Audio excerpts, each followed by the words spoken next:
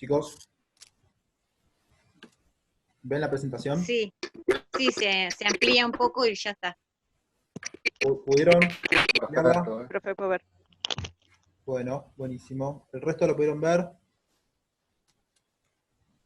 ¿Hay alguien acá? Sí, dice Sofía, sí, se ve, dice Agustín, sí, dice Claudia, perfecto. Bueno, buenísimo. Esta es la misma que está en el aula está en PDF, acá está en un PowerPoint, Lucas Sandoval dice que sí, Gisela Bustamante dice que sí, Analía Martínez dice que sí, bueno, perfecto. Bueno, esto sería la primera parte de la unidad 1, que tiene tanto bibliografía de la unidad 1 como un resumen o guía de lectura que hicimos para la unidad 1. La bibliografía ya se la compartí a través del Google Drive, y el contenido de la unidad 1 se lo pueden descargar del aula virtual o lo pueden leer directamente desde el aula virtual, está ahí la guía de lectura. Entonces lo que yo voy a hacer hoy es presentarles un poco los conceptos que están planteados en la unidad 1, y después vamos a ver algunos conceptos de la unidad 2. Se las muestro así por arriba para que más o menos vean qué es lo que va a venir. Y después hay un ejercicio, que es el ejercicio... ahí volví. ¿Me escuchan ahora? Sí, perfecto. No sé por qué, pero se me cayó la conexión.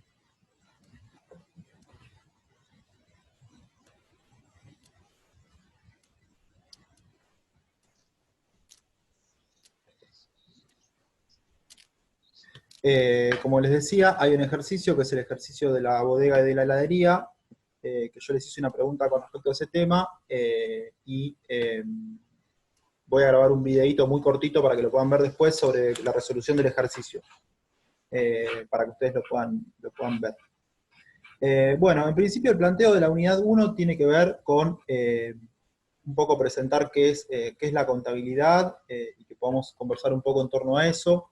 En principio la contabilidad tiene como dos dimensiones o dos aplicaciones importantes. Una es que es un lenguaje particular, tiene conceptos propios, tiene forma de denominar a las cosas de una manera específica, y también tiene un problema en particular, la contabilidad, que es que muchos de los conceptos que se trabajan en contabilidad son conceptos que ya conocemos, y muchos de ellos los usamos o en nuestro ámbito de trabajo, o los usamos cuando nos referimos a alguna noticia, o cuando queremos discutir alguna situación económica, y hay mucho del lenguaje de la contabilidad que lo tenemos muy incorporado, y lo usamos para hablar cotidianamente y demás. Entonces un poco la propuesta es que, como les planteé acá, se deshagan un poco de ese lenguaje que ustedes ya tienen incorporado en relación a la contabilidad y aprendan de vuelta esos conceptos.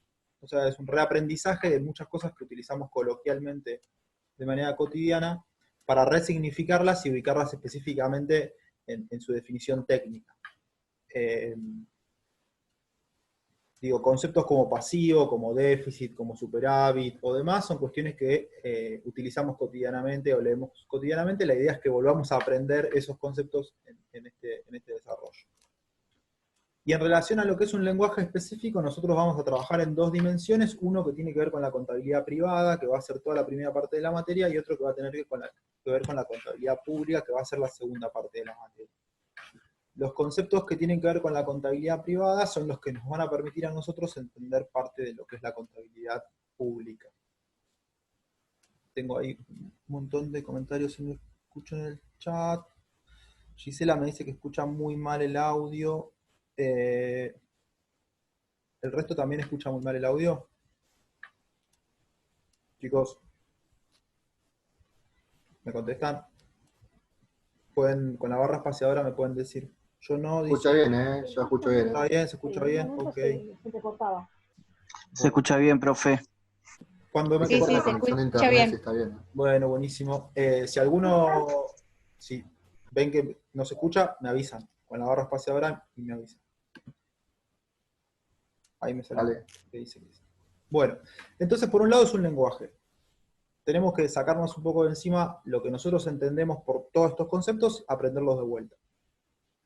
Vamos a empezar por la contabilidad privada, después vamos a pasar a lo que es la contabilidad pública. La unidad de análisis en la contabilidad privada es la empresa, la unidad de análisis en la contabilidad pública es el Estado y la relación del Estado con los ciudadanos y con la empresa. Y además de ser un lenguaje, la contabilidad es un registro, o sea, es una forma específica de anotar. Esa forma específica de anotar las operaciones económicas tiene múltiples funcionalidades. Una básica y sencilla es que nos permite laburar. Si conocemos el registro de la contabilidad y conocemos las anotaciones contables, probablemente podamos llevar adelante algunos trabajos,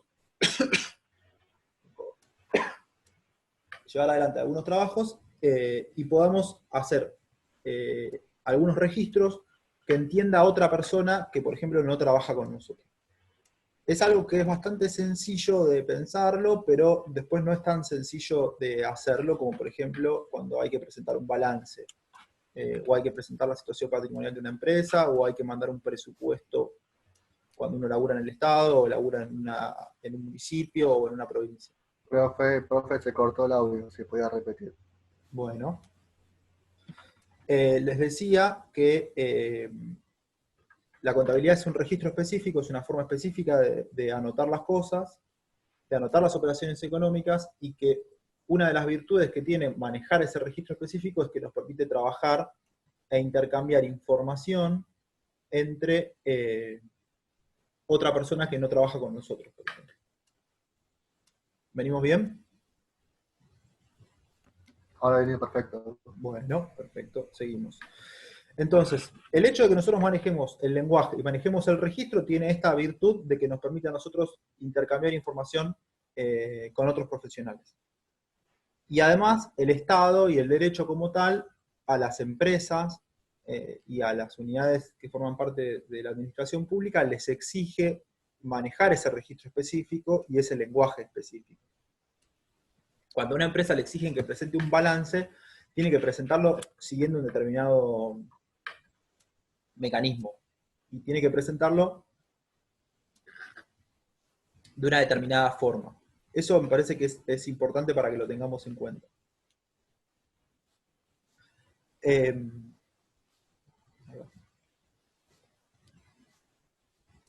Y tiene esta cuestión que ese registro específico le permite a un tercero fiscalizar lo que está haciendo una determinada organización.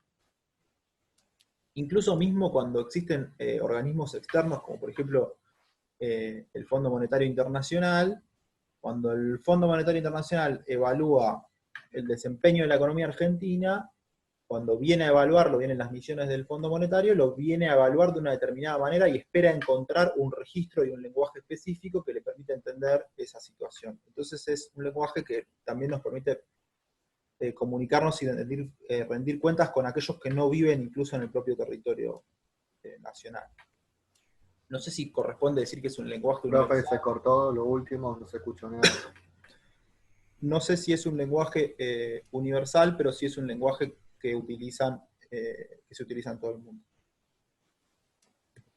Seguimos.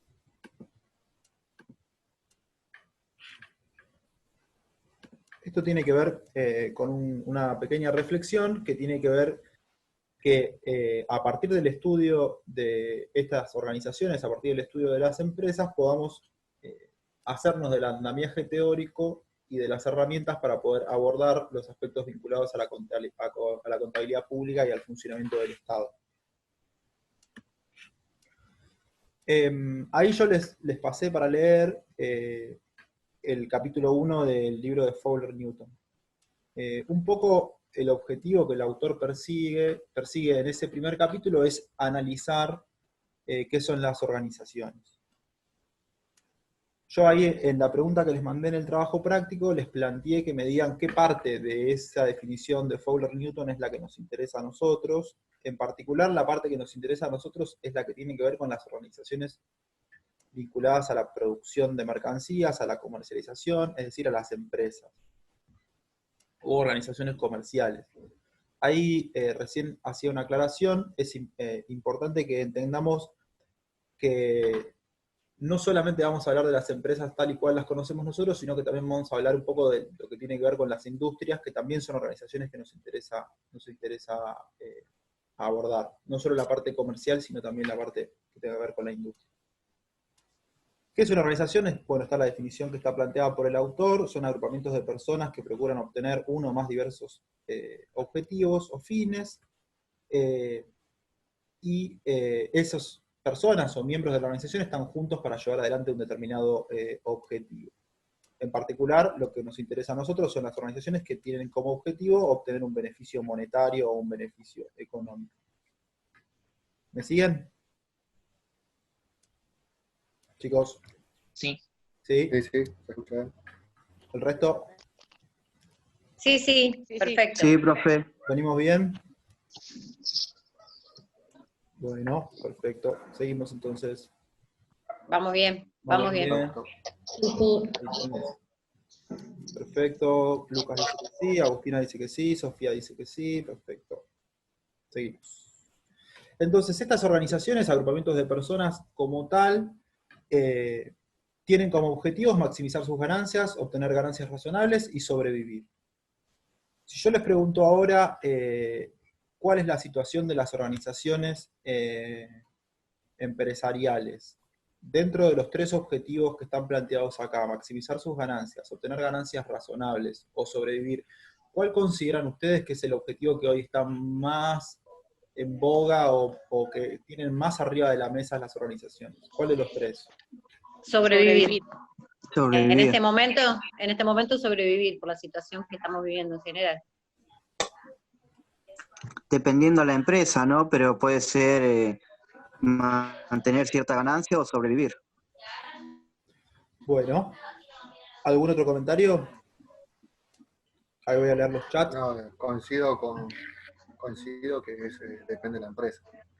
Hay empresas en las cuales están maximizando su ganancia. Sí, eso también.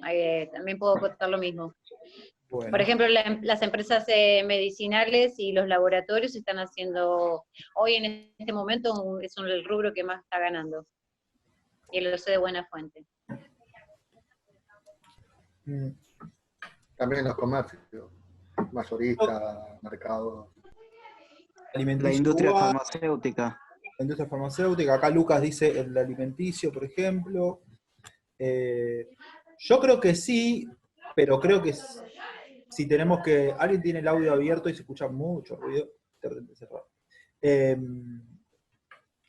Yo creo que hoy el 80% de las empresas están preocupadas por sobrevivir. Por ejemplo, hay algún conjunto de empresas que puede ser que están persiguiendo obtener ganancias razonables y hay, por ejemplo, empresas que han reorientado sus fondos, su dinero, por ejemplo, a la comunicación en redes sociales o en Internet. Hoy todo aquel que tiene un local de venta al público, en una calle, en un centro comercial, en un shopping, está pensando en tener algún tipo de estrategia virtual para comunicarse y vender su producto, por ejemplo, por Instagram, o por Facebook, o Y lo que dijo Agustín dijo online, mercado por online. Exacto. Eso tiene que ver con una coyuntura particular. Entonces, yo creo que es importante que tengamos en cuenta que muchas veces los objetivos de las organizaciones están condicionados por la coyuntura, están condicionados por el contexto en el cual se está desarrollando esa determinada empresa. Acá me dice Silvana, Silvana me dice el contexto influye mucho. Agustín dice las tiendas online como Mercado Libre, por ejemplo, y Giselle me dice yo escucho mal, me quedo en la reunión, pero después veo el video para escuchar bien el audio. Qué pena, Giselle. Parte debe ser mi responsabilidad y bueno, también hay que ver tu conexión. Yo lo estoy grabando, así que después lo vamos a poder subir. El resto me escucha más o menos bien, entiendo. Sí, yo te escucho perfecto. Bueno, entonces, este dato me parece que es importante. Hoy, gran parte de las empresas están preocupadas por sobrevivir. En ese sentido, hay algunas alternativas o políticas públicas que está planteando el Estado Nacional para esas empresas. Por ejemplo, pagar el 50% del salario de las pequeñas y medianas empresas ahora. O ofrecer créditos a tasas muy bajas para los empleados de esas empresas. Así que bueno, esos objetivos están asignados por la coyuntura. Y el ciclo operativo, que es el segundo punto que viene, donde el autor lo plantea como comprar materias primas y otros insumos, pagar esas compras realizadas, transformar los insumos y producir nuevos bienes. Yo creo que los primeros 3 puntos de este ciclo operativo hoy, en la gran mayoría de las empresas, están cancelados. Compra de materias primas, supónganse las empresas vinculadas a la producción de automóviles que están en la zona norte, cuando uno sale para el lado de Rosario, por ejemplo, o para ese lado, que están muchas empresas automotrices. La compra de materias primas y otros insumos para la producción de vehículos, por ejemplo, eso está totalmente frenado. Las empresas que funcionan, por ejemplo, en Tierra del Fuego, que producen cierta tecnología, como puede ser televisores o celulares, digo, hoy capaz que alguno se pudo dar el lujo de comprarse una tele porque estaba haciendo la cuarentena en su casa, pero si esa empresa hace algo, no es comprar materia prima para la producción de televisores, sino lo que hace es el punto D, es vender lo que ya tiene. ¿Se entiende? Y el punto E, que es cobrar lo que vos vendiste, también es un problema. O sea, todo aquel que vendió con promesa de pago a marzo, supongamos, que vendió en diciembre con promesa de pago a marzo, hoy está en problemas. Porque aquel que se comprometió a pagarle, hoy no le va a poder pagar. Porque cambió la coyuntura. Entonces, este ciclo operativo que está planteado acá por el autor y que tiene como un esquema bastante sencillo de comprar las materias primas, pagarlas, transformarlas en un bien, vender ese bien y cobrarlo, ese ciclo operativo como tal hoy está cancelado, interrumpido, modificado, alterado y demás. Entonces, sí me parece importante que todas aquellas definiciones que vayan presentando los autores y que parezcan como un poco como máximas de la contabilidad, las bajemos a la coyuntura mundial, sería hoy, y pensemos si eso efectivamente es o no así, no lo tomemos como algo definitivo. Acá me dice Ricardo, los organismos estatales también están tratando de ver cómo bajar los sueldos, eso en algunas provincias se está haciendo, en la capital federal los empleados públicos de la Ciudad de Buenos Aires, los empleados públicos no, los funcionarios de la Ciudad de Buenos Aires plantearon bajarse los sueldos, creo que los cordobeses también están en la misma, y en el Estado Nacional por ahora no está planteado. Sofía dice también depende del contexto, totalmente de acuerdo. Seguimos. Acá hay un poco un planteo que tiene que ver con esto, ¿no? Que los que le decía antes, el sistema contable forma parte de ese sistema de información y es el encargado de procesar y captar esos datos. Esta información suministrada por el sistema contable permitirá evaluar los resultados de las acciones emprendidas por la empresa y considerar posibles cambios de rumbo. Acá me parece que es importante volver un poco al principio, donde yo les decía, bueno, la contabilidad como tal es un lenguaje específico, es un registro específico, pero también es una herramienta para la toma de decisiones. Y es un lenguaje que nos puede permitir tener algún tipo de pensamiento estratégico. ¿Qué quiere decir con esto? Poder planificar. La contabilidad y las herramientas de la contabilidad están pensadas para poder realizar planificaciones, estimaciones y demás. Le voy a pedir a todos que silencien el micrófono porque si no entra mucho el audio. Después se lo habilitan con el... A ver si se los puedo silenciar yo.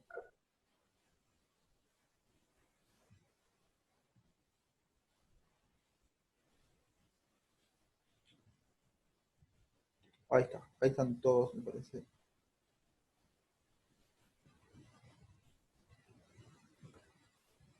Si quieren hablar, aprieten la barra espaciadora y hablamos eso.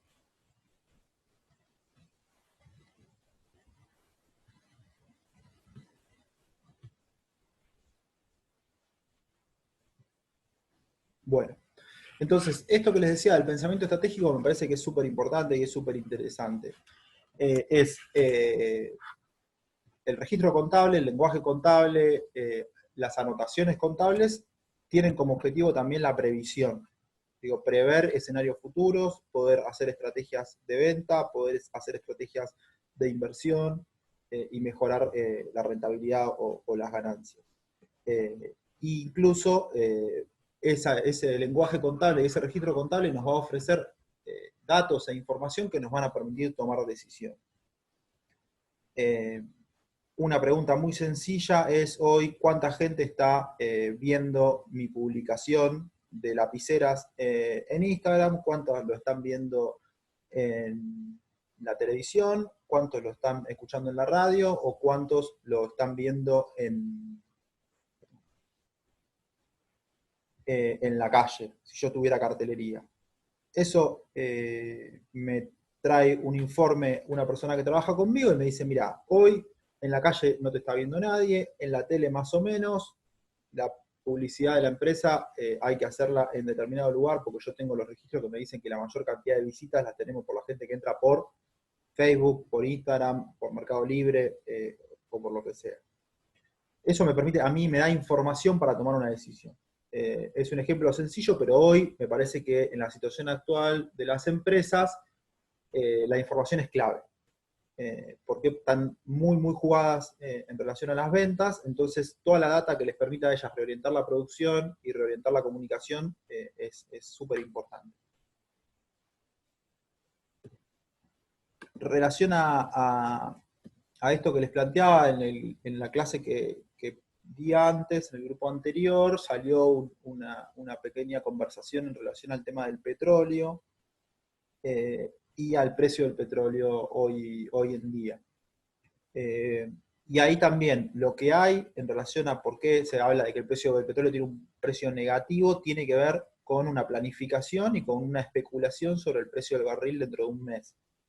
Entonces ahí también es, digo, la contabilidad, el registro contable, le ofrecen información a los países que fijan el precio del barril del petróleo acerca de cuánto va a salir el barril del petróleo dentro de un mes. Los países con esa información toman decisiones y esas decisiones impactan en el mercado internacional del petróleo, fijan un precio.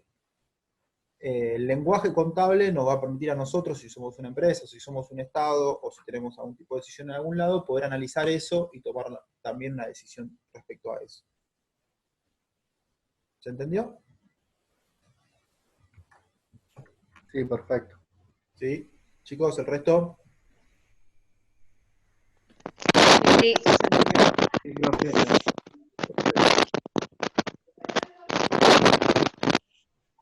Sí, profe, perfecto. Bueno, Cintia me dice que sí, Lucas me dice que sí, Claudia me dice que sí, Lucas también. Perfecto. Analía Martínez levantó la mano, ¿puede ser? Analía, ¿querías hacer una pregunta o algo?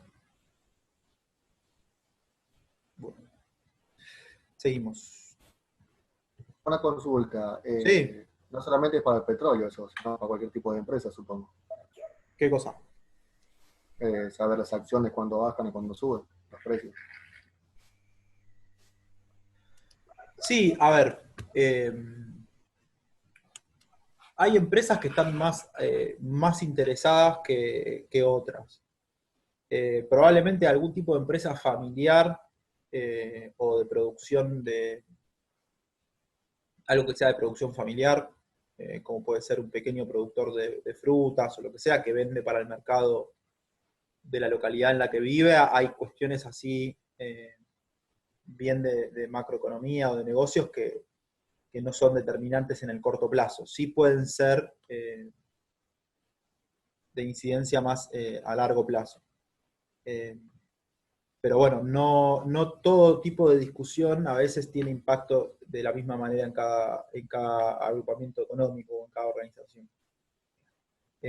Ni tampoco tiene el mismo impacto la caída del barril del petróleo para Argentina, que por ejemplo para los países que se dedican exclusivamente a la producción de petróleo, como son los países árabes, ¿no? ¿Cuál es el commodity o la producción que a nosotros nos interesa específicamente?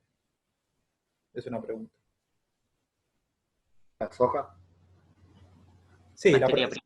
materia prima, exacto. Materia prima agropecuaria, ¿no? Sería la definición.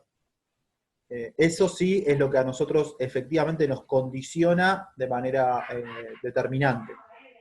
El valor de las mercancías vinculadas a la alimentación en el mundo son claves para nuestro país. En algún sentido, la soja y la producción de productos agrícolas son nuestro petróleo, en ese sentido.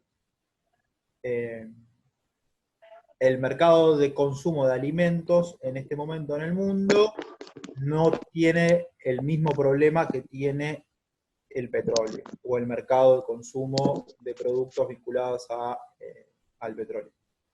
Está en dos lugares totalmente distintos. Probablemente la producción de alimentos a nivel mundial haya bajado porque hay una producción y hay un consumo de alimentos de tipo familiar, e incluso en muchísimos hogares esa cantidad de materias primas se ha reducido porque hay una pérdida del poder adquisitivo, entonces compro menos o consumo menos o de distinta calidad. Pero cuando se para toda la industria y la circulación de vehículos, el precio del petróleo tiene otro impacto distinto. Igual se interrelaciona, porque para manejar la materia prima y llevarla de un lado a otro necesitas petróleo. Bueno, llevar el petróleo. Ricardo, ¿querés hacerme alguna consulta en particular? ¿Querés que revisemos alguno de los temas que vimos, repasemos algo? Tenía ahí una inquietud de Ricardo por este tema. Con la barra espaciadora, Ricardo, me podés preguntar.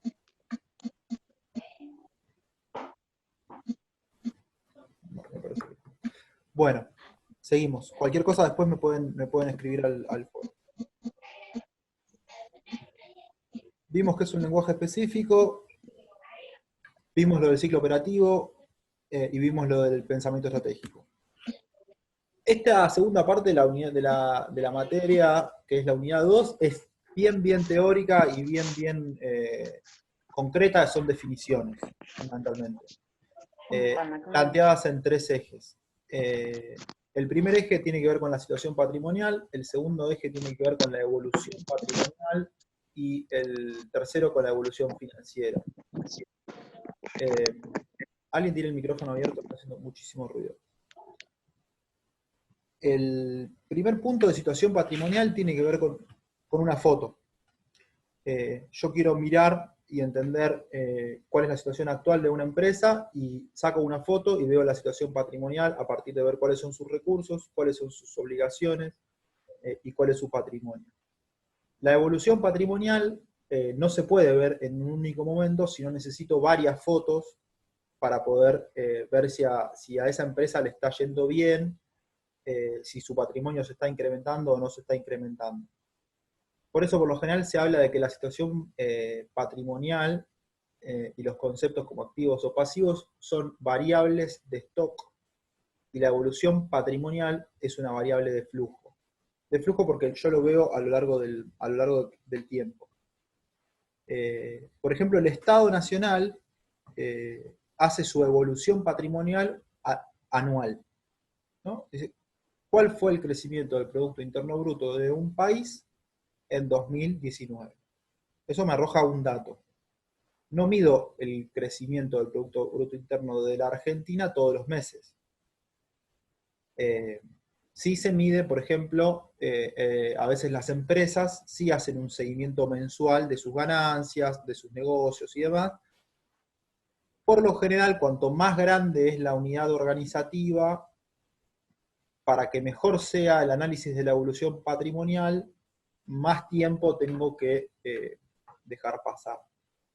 Las empresas, por ejemplo, hacen presentaciones anuales de cómo le fue a la empresa durante ese año, y esas presentaciones anuales tienen impacto, por ejemplo, en el precio de las acciones de esa empresa.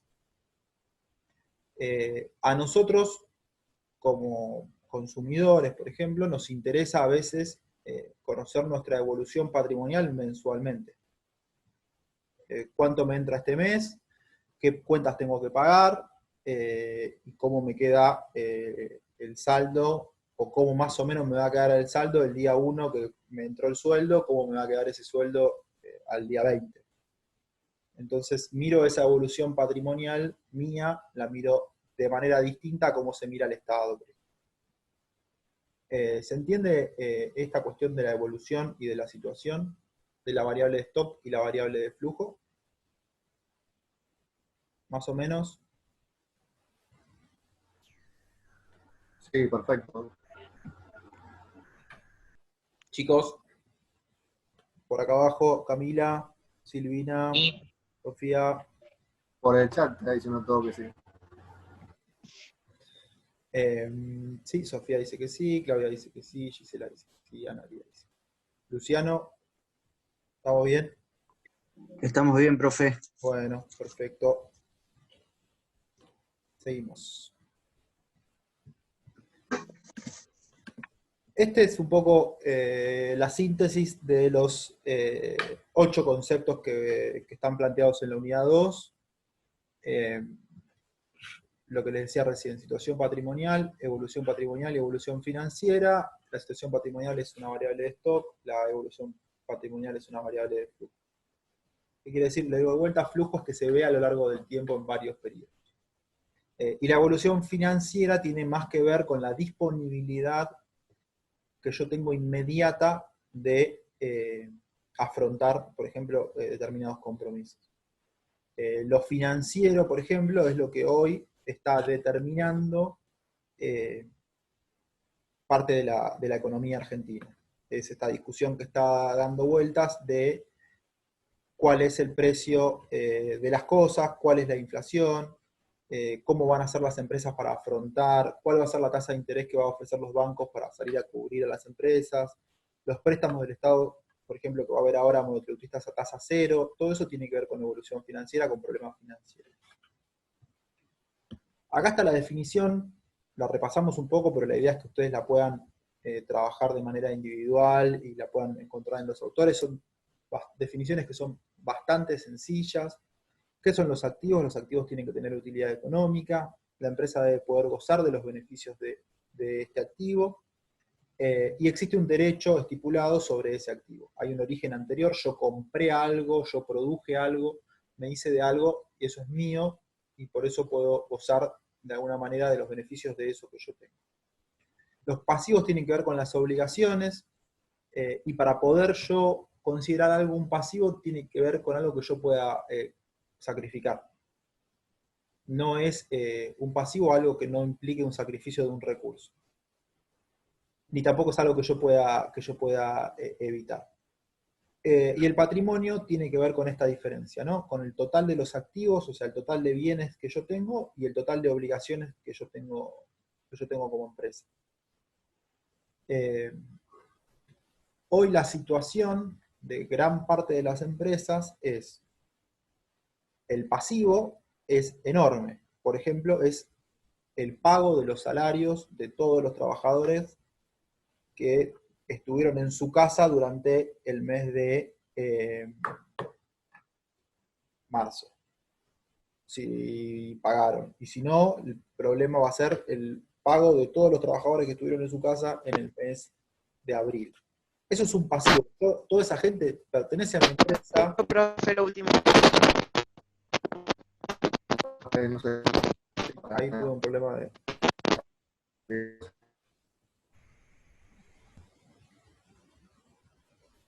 A ver si lo puedo resolver acá.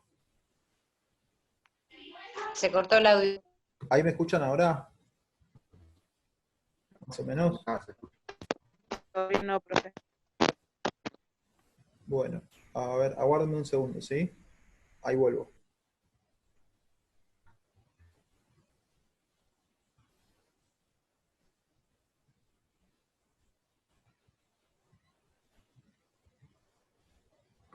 Les pido un minuto. ¿Me escuchan ahora?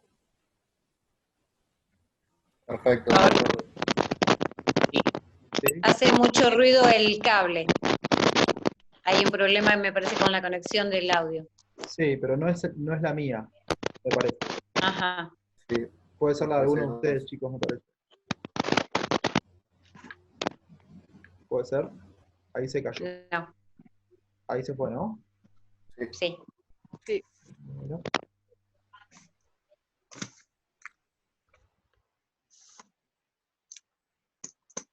Si hace interferencia, yo estoy silenciado. Ok, seguimos.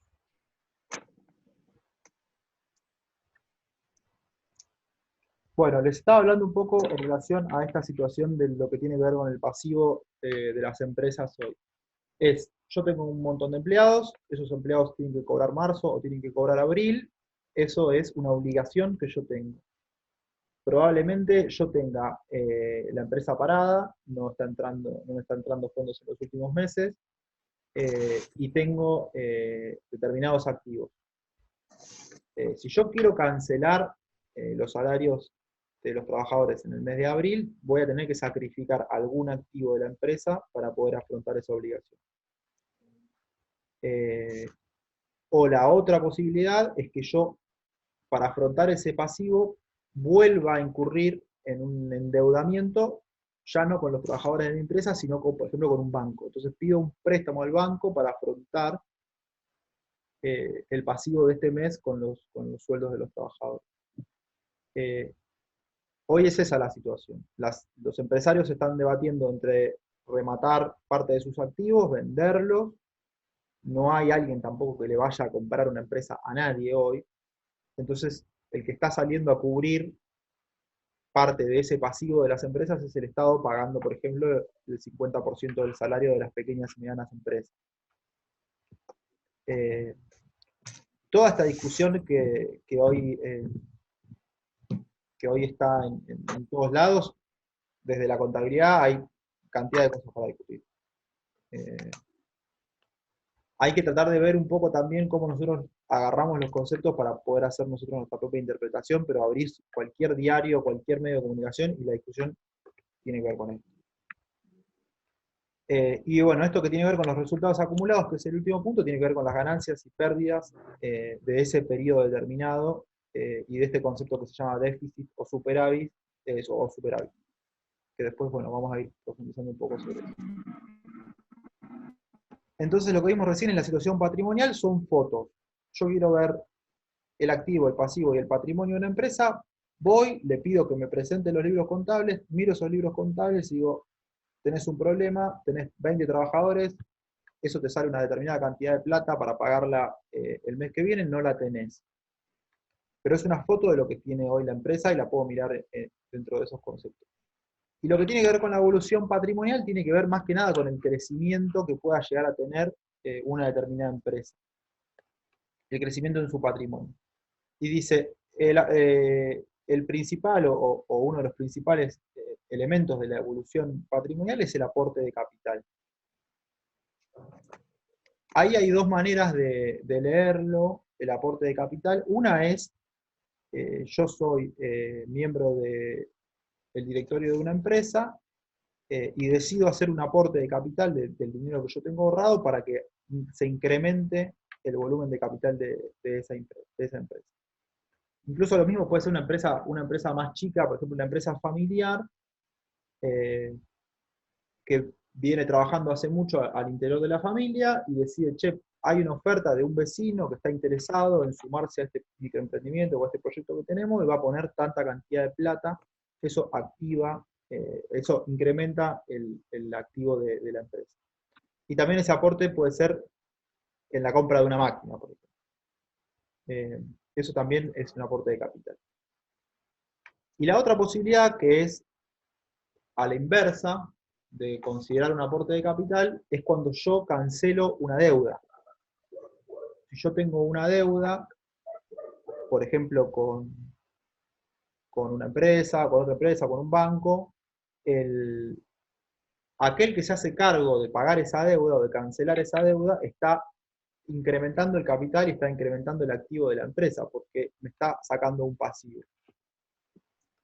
Entonces a veces no es solo que la plata entra y queda dentro de la empresa, sino que a veces la plata entra, cancela una deuda y también se considera un aporte de capital.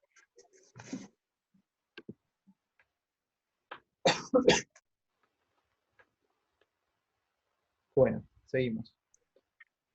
El resultado de un periodo es un poco lo que hablábamos antes, es cómo yo evalúo si hubo ganancias o pérdidas en una empresa, si hubo superávit o hubo déficit de una empresa en un determinado momento.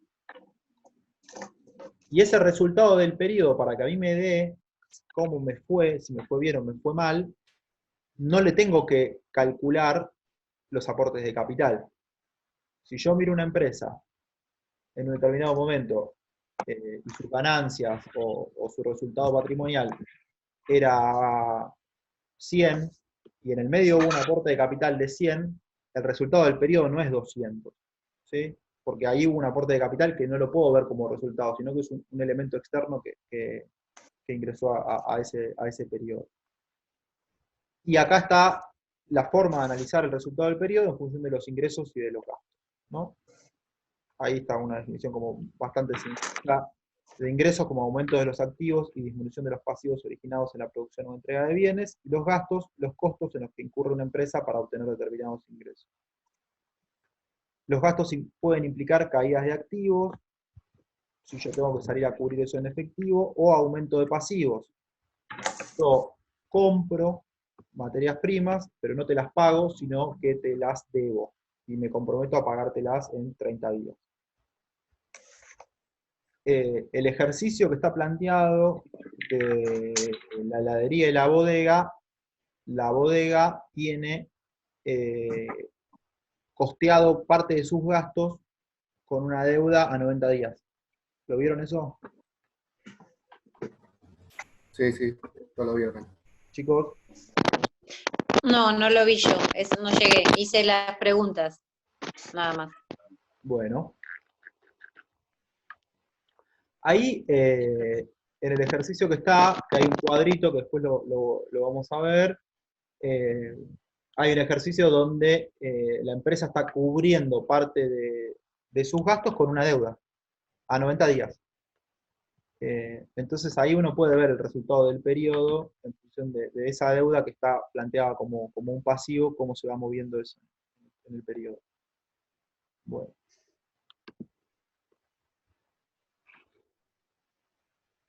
Acá hay una pequeña reflexión. Y la última parte que tiene que ver con los recursos financieros y con las aplicaciones es lo que tiene que ver con la evolución financiera, que sería el tercer eje de la unidad 2.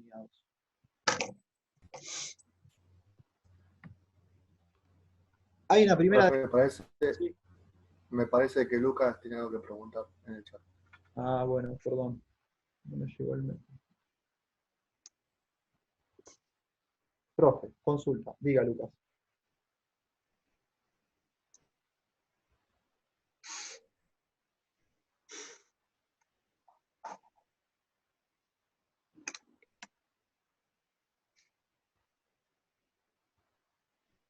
Ya veo que la pregunta es difícil porque está tardando.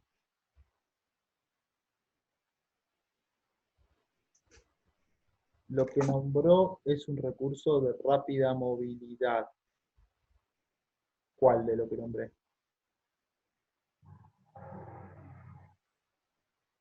De todo lo que nombré.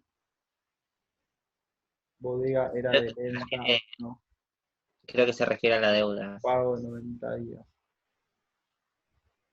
Bueno, ahora lo revisamos, si quieren, ese tema. Pero había recursos de rápida movilidad y recursos de lenta movilidad en las dos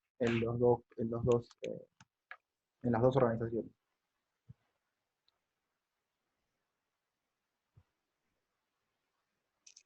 Estaban combinados. Okay.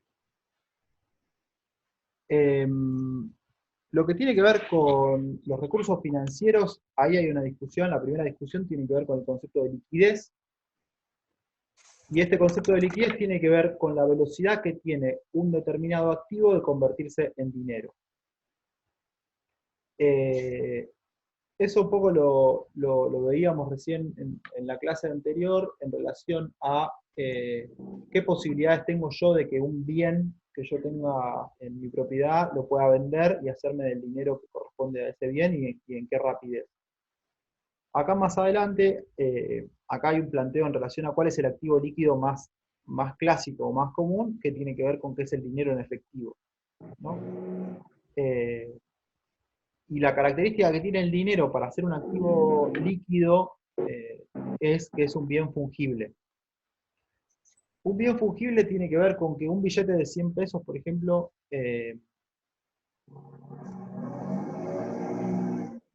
un billete de 100 pesos que tengo yo y un billete de 100 pesos que tiene cualquiera de ustedes es el mismo billete de 100 pesos, tiene el mismo valor en tanto en cuanto sea original. Ahora, dos bienes iguales, dos celulares de la misma marca, comprados el mismo año, es más difícil hablar de que son fungibles y de que son intercambiables entre sí de la misma manera que son intercambiables entre sí dos billetes de 100 pesos. Entonces ahí hay toda una conexión entre cómo una empresa se puede hacer de liquidez de una manera o de otra. ¿Qué rapidez tiene una empresa para hacerse de liquidez, por ejemplo, para salir a cubrir un salario? En una situación como esta, una empresa para hacerse de liquidez, que por ejemplo quiera vender una sucursal, tiene enormes problemas para hacer líquida esa sucursal. No hay una demanda específica de compra o gente interesada en adquirir propiedades hoy en día. Entonces hay un problema de liquidez para esa empresa. ¿Y ofrecer acciones? Bueno, eso creo que también lo mencionamos. El tema de las acciones también es una discusión en relación a la liquidez. Hay empresas, por ejemplo, que son, por lo general, las empresas más grandes, cuyas las acciones de esas empresas son muy líquidas. Por ejemplo, los bancos. En el Merval, en lo que sería la Bolsa de Comercio de la Argentina, cotiza Banco Francés, Banco Galicia, Santander, Banco Macro, y son esos fundamentalmente los bancos que cotizan en bolsa. Las acciones de esos bancos son líquidas. ¿Qué quiere decir eso? Que hay mucha gente comprando y vendiendo acciones de esos bancos todos los días. Si yo soy una empresa más chica y tengo acciones y coloqué acciones en la bolsa, hay acciones de esas empresas que no son tan fáciles de vender. O sea, yo puedo comprar acciones de una cerealera chica y vender la acción de esa cerealera puede ser que no me resulte tan sencillo. ¿Por qué no hay tanta gente interesada en comprar acciones de esa cerealera todos los días? El Merval, que es el índice bursátil de la Argentina, está compuesto por, creo que ahora son 25 empresas que componen el Merval, que son las 25 empresas más grandes y con más nivel de volatilidad y de liquidez. Si vos tenés acciones de alguna de esas 15 empresas, es probable que puedas hacerte de dinero de manera rápida. Otra discusión es si vos perdés o ganás cuando vendés la acción. Pero que la acción la podés vender y transformarla en dinero, eso es así. Los bonos, por ejemplo, no son tan líquidos. Por lo general los bonos están pensados a determinada cantidad de tiempo. Entonces yo para hacerme de ese dinero tengo que esperar. Y el ejemplo más común es el plazo fijo. O sea, cuando yo hago un plazo fijo a 30, 90 o 120 días, es porque no me voy a poder hacer de la liquidez esa sin afrontar una pérdida grande. Entonces ahí hay una diferencia. Y el activo más líquido es el dinero y también la plata que nosotros tenemos en la caja de ahorro o en la cuenta corriente, que vamos a un cajero y desde el momento que ingresamos la clave y sacamos la plata ya nos hacemos del dinero. Eso también habla de la liquidez de un bien.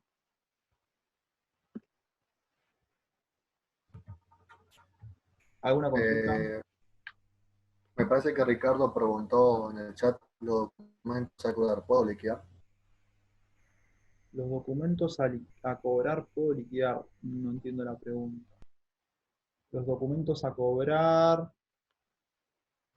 una deuda que tienen con vos, por ejemplo, los pagaré. Los pagaré. O sea, vos tenés,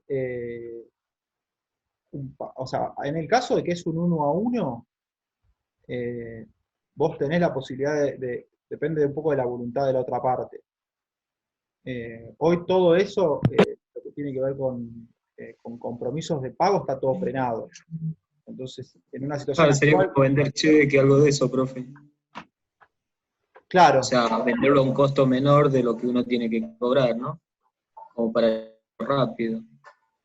claro, Cuando te venden bono, claro, ahí lo que pasa es antes de que tiempo. ahí es líquido, porque vos vas, lo vendés, pero de lo que vos te haces es menor a lo que a lo que te corresponde. Entonces, vos Claro, claro. sí te haces liquidez, pero afrontás una pérdida. Y todo lo que tiene que ver con descontar cheques, pagaré, todo eso, hoy está roto. O sea, como tal está roto. Entonces, hoy es una situación donde el problema de liquidez lo está saliendo a cubrir el Estado con emisión, básicamente. Transferencia directa, como salía a cubrir los sueldos del 50% de las pymes, o el ingreso familiar de emergencia y demás. Es inyección de dinero vía emisión monetaria para generar liquidez para que haya papel para comprar alimentos, por ejemplo. Ah, ok, está bien, profe. Pero hay toda una discusión que tiene que ver con la velocidad en la cual yo me hago de un activo, pero el tema es que si esa velocidad implica un costo, bueno, hay otra discusión. Fíjate que acá dice, un activo corriente del que una empresa puede disponer rápidamente sin pérdida de valor. Entonces, para hablar de liquidez o hablar de un activo corriente, no tiene que haber pérdida de valor. En el caso de descontar un cheque, ahí vos tenés una pérdida de valor. Y esta última discusión, en relación a los orígenes y aplicaciones, tiene que ver con los movimientos de caja o cash flow que tienen las diferentes empresas. Lo vamos a ver un poco más adelante con más detalle. Lo que sí me interesaba que veamos un poquito más es cierta discusión que tiene que ver con la solvencia y la liquidez. ¿Saben qué significa solvencia? ¿Qué se entiende por solvencia? Tenía una consulta en el chat de Luciano. Diga, Luciano. Sí, profe, esta consulta yo la tenía de la primera actividad que realizamos y era en cuanto a la contratación de personal. Digamos, cuando alguien para mejorar una producción contrata empleados, ¿eso sería un activo, sería un pasivo?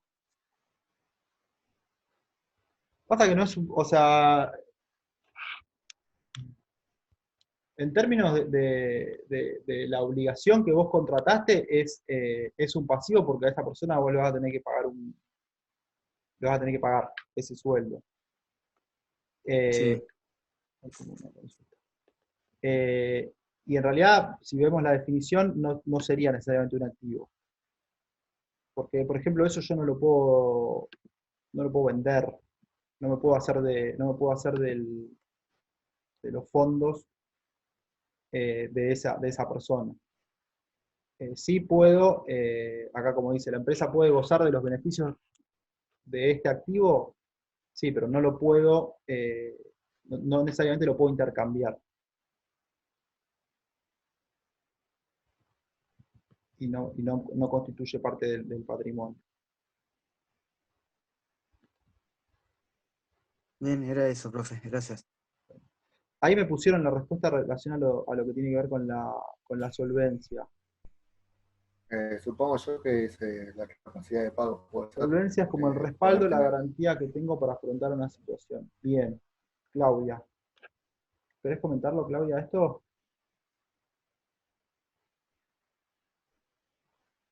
Claudia. Bueno, ¿qué sucede cuando uno va a cobrar a un determinado lugar y la empresa o aquel que te tiene que pagar te dice no tengo efectivo? Ahí hay un problema de liquidez, ¿no? Solvencia es como el respaldo, la garantía que tengo para afrontar una situación X. Uy, cambié de auriculares, no tengo micrófono. Perfecto. Está bien.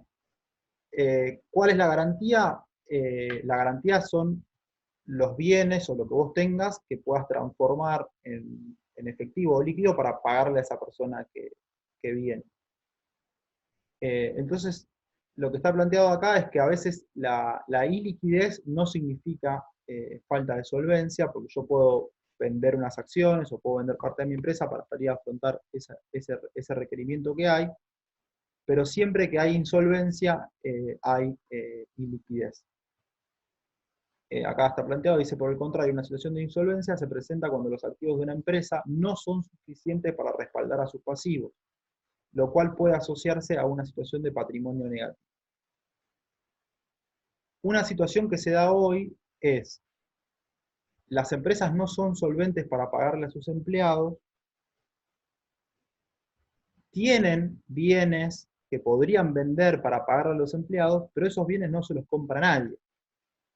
Entonces, ahí no es que hay patrimonio negativo, sino que hay, insolvencia de la empresa de no poder salir a cubrir. ¿Quién es el que sale a cubrir esa diferencia? Es el Estado, hoy por hoy. Toda esta discusión respecto a la solvencia y demás tiene un apartado especial en la situación actual. Y la reflexión final tiene que ver con esto. Una situación de iliquidez no necesariamente implica insolvencia, aunque una situación de insolvencia necesariamente implica iliquidez. ¿Qué quiere decir? Si soy insolvente, no solo no tengo efectivo para pagarte, sino que tampoco tengo nada que pueda vender para salir a cubrir la deuda. En algunos casos, algunas empresas lo que hacen es darle parte de los activos o de los bienes que tiene a los trabajadores y pagarles con eso. Cuando hay situaciones de crisis, hay empresas que rematan la mercadería, se la dan a los trabajadores y los trabajadores salen a vender esa mercadería porque las empresas les pudo pagar con eso porque no tenían más con qué otra cosa con qué pagarles. Eso ha pasado. Y ahora no sé, pero puede ser que pase. Bueno, más o menos ese fue el repaso. Les muestro de vuelta un poco todo, por si alguno entró después. Arrancamos con la unidad 1, con la definición de contabilidad como lenguaje específico o como registro específico. Vimos un poco la definición de organizaciones, vimos un poco el problema que hay en relación al ciclo operativo hoy, y cómo este ciclo operativo es teórico y a veces no tiene que ver necesariamente con la realidad de las empresas. Y después hablamos un poco específicamente de la situación patrimonial, de la evolución patrimonial y de la evolución financiera. Las discusiones que son más complejas son las que tienen que ver con la evolución financiera y con estas discusiones de solvencia, de liquidez, de descontar cheques, de venta y compra de acciones y demás. Esas son las discusiones más, capaz más complejas. Lo otro yo creo que lo podemos laburar más o menos bien y rápido.